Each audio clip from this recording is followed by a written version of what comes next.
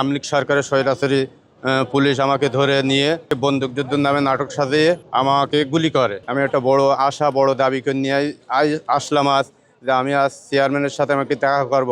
আমি তার কখনো দেখিনি। আমার বড় স্বপ্ন, আশা নিয়ে এক পায়ে ভর দিয়ে শুধু সাতটার থেকে আসছি, তার সাথে দেখা করবো, তার কাছে মনের দুঃখের কটা কথা বলবো। তো আমার একটা শিশু বাচ্চা আছে, 18 মাস বয়স। তার হৃদরোগের সমস্যা এবং বিরাট রোগের সমস্যা। ঢাকা, খুলনা সব জায়গায় ডাক্তার দেখাইছি। ডাক্তার বলছে তাকে এই মুহূর্তে সার্জারি করা লাগবে ঢাকা হার্ট ফাউন্ডেশন। তা না হলে তাকে বাঁচানো সম্ভব না। এই সার্জারি করাতে 5 লক্ষ টাকার অধিক টাকার প্রয়োজন। আমি তাই মাননীয় চেয়ারম্যানের কাছে আসছি। আমি একটা দরখাস্ত 2-3 দিন দিয়েছি, আর 2-3 দিন ধরে এখানে ঘুরতেছি। দরখাস্ত কোনো আজ পর্যন্ত সাড়া পাইনি। এই রাজনীতি করার কারণে 2013 সালে বিভিন্ন নাশকতা মামলা দেয় আমার নামে।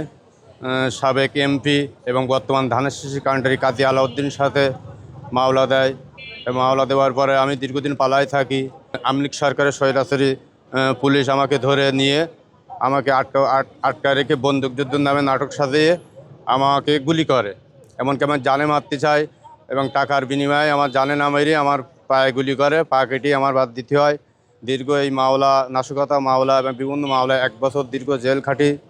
এই পর্যন্ত আমি কোনো দলের থেকে কোনো সুবিধা পাইনি, এমন কোনো মিছিল নেই, মিটিং নেই, আমি সেখানে অংশগ্রহণ করিনি। আমার এই দলের প্রতি অনেক অবদান আমার।